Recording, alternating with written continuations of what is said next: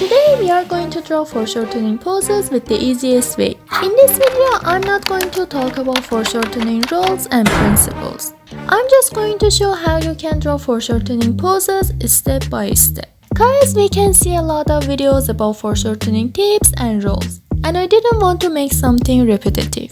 But there is one basic practice that you should know before starting to draw poses. Drawing simple shapes that go into perspective. This helps you to understand foreshortening poses really better.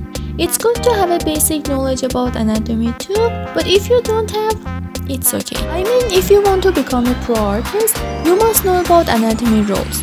But if you are a beginner, it's okay. Okay, so now let's go to the process. The first step is to search for foreshortening poses on Pinterest. You can both use real references and drawings. Don't draw foreshortening poses without reference, because you end up drawing this. Okay, so I chose one of the models and put it into lines. I mean, in this way you have a clear reference in front of you and you are more likely to draw accurately. And perfect. And now I draw the same lines on the paper. And start drawing character by considering guidelines. If you imagine everything some simple shapes, in this case drawing gets a lot easier.